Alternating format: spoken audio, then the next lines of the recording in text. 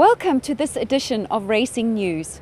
In the show this week, the second and third placed finishers in the recent Sunmet, Last Winter and Marinaresco have both run their last races in the country. They will shortly be leaving to embark on their international racing careers. We speak to Candice Bass-Robinson, Marsh Shurtleff and Dean Kannemeyer.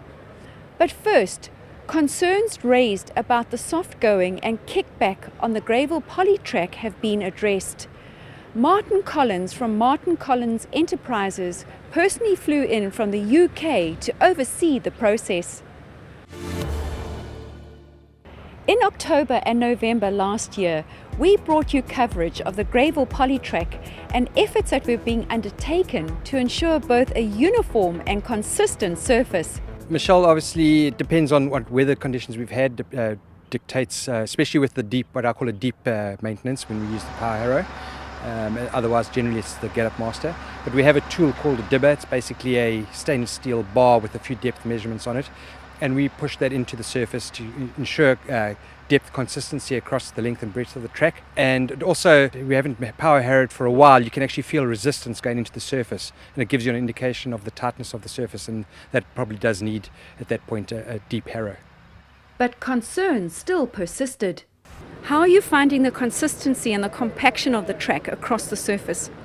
Well, when we come back after races, we now and then have to tell them to firm the track up because they tend to loosen it up a little bit too much, and there's a lot of kickback, and that's not why this track's supposed to be for a fast track and no kickback. I think the more we have rain, the better the track is, and the drier it is, the more kickback we get.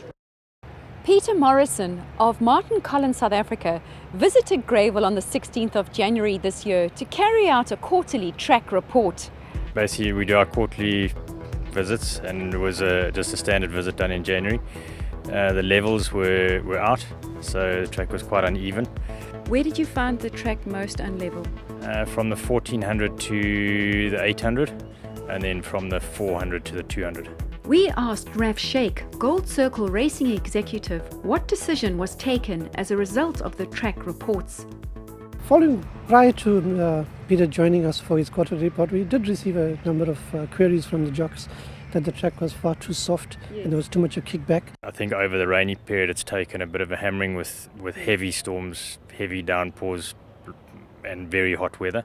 Now with the amount of rain that we've recently had, at one stage we had 103 mils in 2 hours, we believe there could have been some sort of leaching whereby the wax has now soaked down to the base, and he suggested that we turn the track on its head, meaning we bring the bottom poly up onto the top. Yes. And currently that's exactly what we are doing. We decided we normally do a regrade and level once a year, so we decided now to do it as soon as possible. So we scheduled it in for now. And in order to facilitate this maintenance on this track, we've moved Greyville 14th of Feb to Scottsville Racecourse. The polytrack was constructed in 2014 by Martin Collins Enterprises. Martin Collins is internationally regarded as the #1 name in synthetic surfaces, with over 500 projects completed to date, covering the UK, Dubai, Germany, Austria, Belgium, Denmark, Netherlands, Italy, Sweden, Norway, Africa and the USA. Martin Collins himself flew in from the UK to oversee the work at Greyville. Well, Martin Collins, the company, has been formed as a limited company for about 38 years. But I was, I'm 67, I'm an old boy now, and I started building arenas when I was 18. So I've really started the whole industry off of synthetic surfaces, and my company have taken it all around the world. And we're a global company now. So what was Martin Collins's assessment of Greyville? Is what's basically happened. There's the pad at the bottom has got so compacted, and you basically have it's about 1 millimetre or 2 millimetre of a dusty area in between the softest part of the track and the pad. It sits on top of the pad, because what happens is when they go with the power harrow, which is basically going round and round and round like this and going forward, it's going sideways, but it's not getting in because the tractors are going too fast because they can't make them go slower because they don't have a creep gear. And you have to get through that to brake it and bring it up so it lets the water through. And that's what's stopping the water going through in a lot of places. We asked Kurt Groenewald about the ongoing maintenance of the track. Post-race, we'll start there, is we go down as deep as possible with the Gallop Masters, but when we do that, it's not every time at the same depth. We vary that depth, also depending on what the prevailing weather conditions are. So we go down slowly, layer by layer, and then we start building it up layer by layer in prep for race day. And then once we know what the weather's going to be like on race day itself, then we prep it accordingly. And then sometimes even during a race meeting we might have to change that depending on what happens. We might move from a warm dry day into a cold wet day or vice versa. So it's all, you're always on your feet. You always got to adapt to the situation at hand. So there's no fast and hard rule of how to prep it. Then on race day, again, weather dependent, how often we harrow between races. Also, if we're having to put water down with the water tanker, then obviously we've got to put the implements on to harrow afterwards to check out the tyre marks and fluff the surface. If it's a cooler day, then obviously we try and get away with maybe maximum of twice during a race week, 8 races. And this procedure that you follow is what's recommended by Martin Collins for a polytrack surface? Yes, that's what we've been doing for the last sort of 4.5 years. That was told to us. It's in there. They've got a little operator's manual, a guideline of what to do, and we've been following that as closely as possible. There's been concern about the kickback that this track generates. Is that an issue? There's kickback on all tracks, and there needs to be kickback, otherwise the track's not safe. There has to be some movement on the top of it. The kickback can be exacerbated by machinery, working it too often, and not working it deep enough. You can cause a little bit of a film on top, and that makes it looser on top, which causes it to fly more. Now, some jockeys have also said that the track can be quite soft. What could cause that? It's probably temperature related. It's preparation on the day. But I would say that obviously higher temperatures the track will be softer. Probably the opposite to grass. This track will tighten when it's colder, where the grass will get softer when it's wet. So if this is wet and cold, it'll be tighter. If it's really a hot day, hot and warm, it's going to be a bit softer. We've had a lot of debate in this province about a track bias in this straight. What's your view on that? No, there's no track bias. I think it's a simple factor of the bend. Horses coming around the corner, they generally want to fall out, and that's it. So it's just easier for the horses to go that way. So they naturally want to fall out from the bend, and they end up on the outside. So for them to get to the inside is actually a longer route. So it's somehow quicker. They drift to the outside, and that's where they end up. Have you constructed polytracks elsewhere in the world where climates have been similar to Durban? Singapore would be similar. It's normally a little bit warmer in Singapore to here.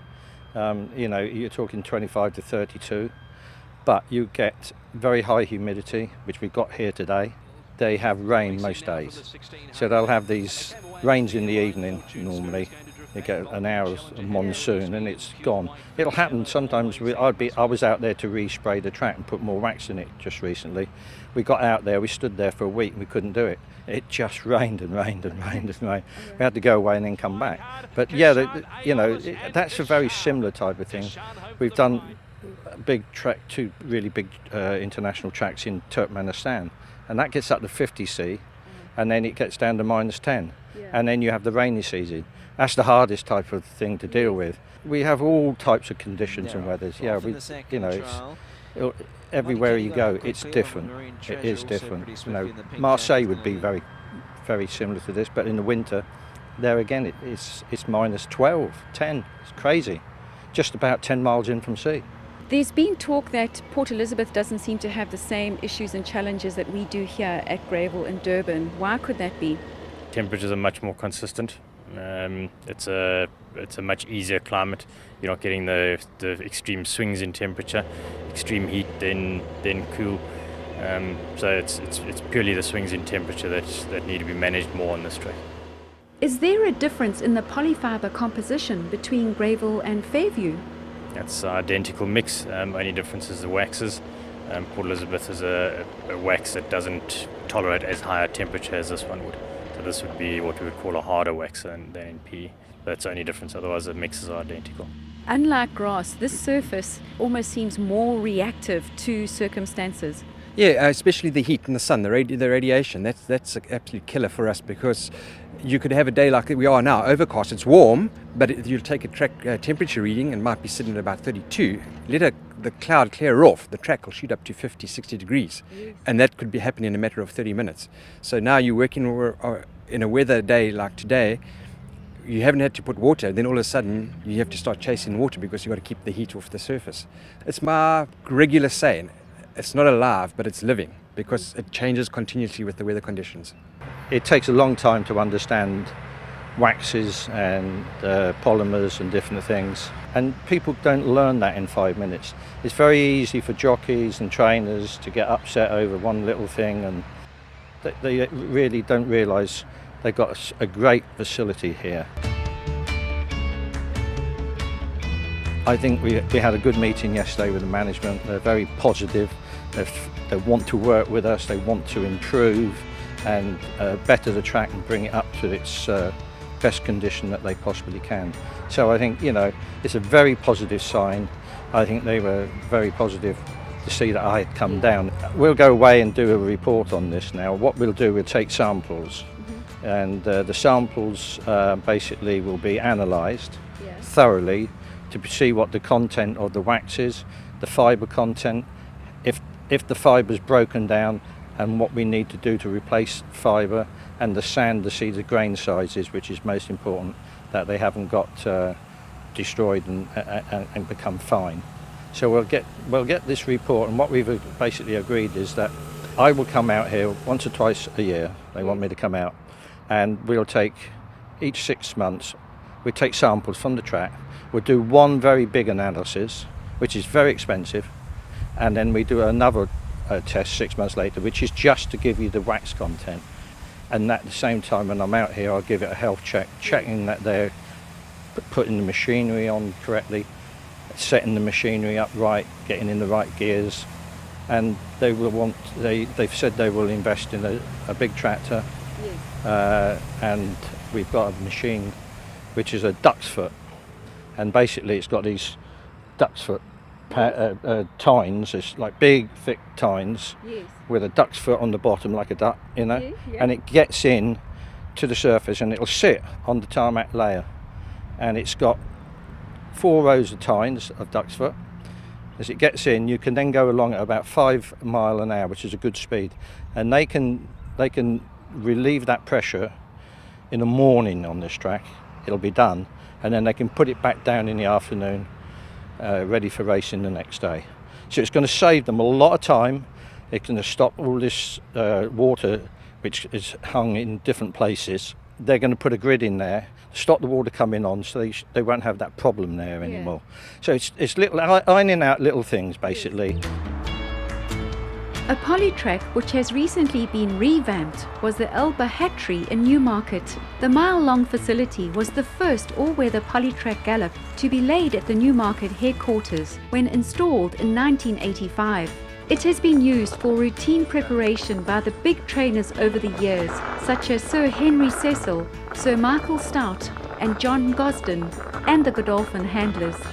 The whole gallop was resurfaced and is currently used by as many as 1,000 horses on some days. Yeah, we just done that.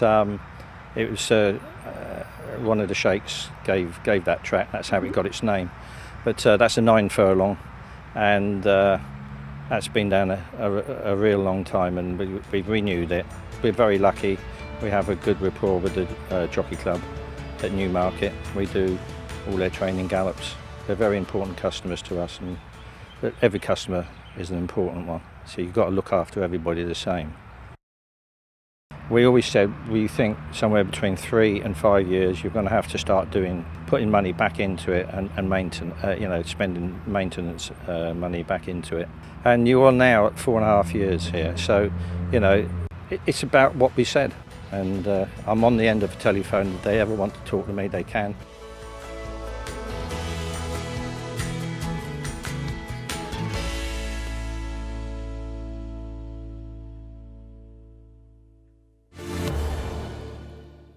One of South Africa's best-loved racehorses has run his last race in the country.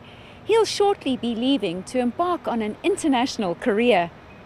Like all top-performing racehorses, he epitomizes the courage and true grit of a thoroughbred, especially in light of the fact that he's just 15.2 hands high. He's Marinaresco. Who can forget Saturday, the 1st of July last year? It was one for the history books, as the smallest horse in the field, with the biggest weight and the tallest jockey, courageously fought to victory. Marinaresco, Crambambuli, Alsahem, it's close. Nightingale, Marinaresco. Marinaresco and Alsahem, they went over the line as one. Very, very close. If that wasn't impressive enough, Marinaresco did it with the same jockey as Pocket Power, carrying the same famous silks for part owner Ma Shirtliff. Candice Bass Robinson became the first lady trainer, not only to ever win the race, but also to do so in her first season as a trainer under her own name. It wasn't the first time that Marinaresco had thrown his heart across the line, taking ours along with him. His other notable triumphs include the Winter Guineas and the Winter Classic, besides a previous second in the Vodacom Durban July and a 5th and a recent 3rd in the Sun Met. With all his success in South Africa now behind him, Marinaresco's world awaits, something that his team have discussed for quite some time now. He was, as I said, supposed to be going last year. It was cancelled, which actually worked out for the best, because then he ended up winning the July. Yes. So, yeah, he's done what he basically can do over here in this country, and I think it's time for him to move along. It's never easy going over there. It's tough. You're going to competition over there will probably be a lot stronger than what it is here, and they've got a long journey to go through quarantine and all sorts of things, so you just got to hope to come out the other side okay.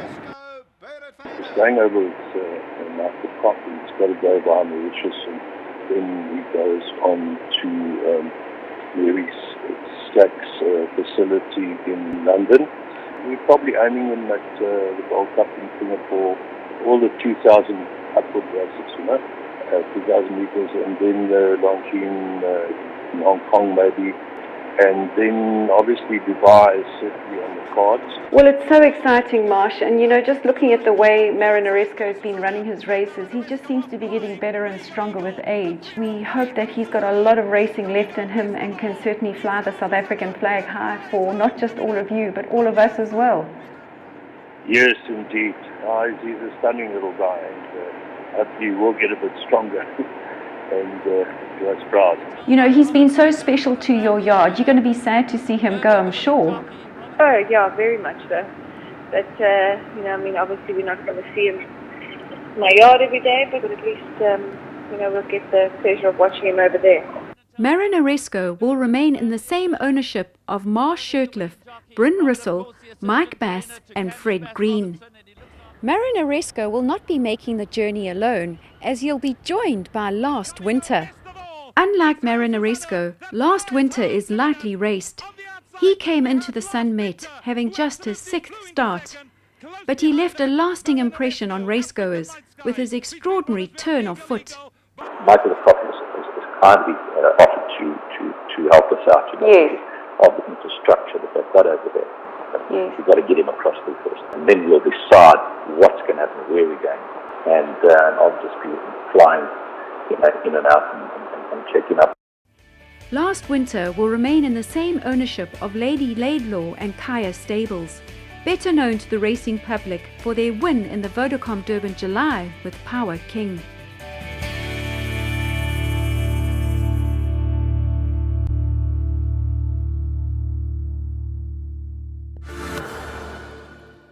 In our barrier trial watch, Scottsville hosted its first trial this past week on Valentine's Day. It was an 800-metre scurry for maiden juveniles. 800-metre scurry, head-on shot. Here they come. The Bachelor dwelt, very green in behind runners. Paths of Victories looking to pick up with some early speed. Cavalry's a couple of lengths off them. Mr. Bombastic is going to go towards the inside. Mr. Bombastic now just been ridden to respond the last 75, and Mr. Bombastic. Barrier Trials have received the support of Mike de Kock recently. In reporting on Mr. Queen's comeback sprint at the Vaal on Thursday the 8th of February, he stated on MikeDeCockRacing.com, "I wish we had Barrier Trials here. One trial before the race would have done Mr. Queen the world of good." To date, 14 barrier trials have taken place in KZN, seeing a total of 92 runners having lined up.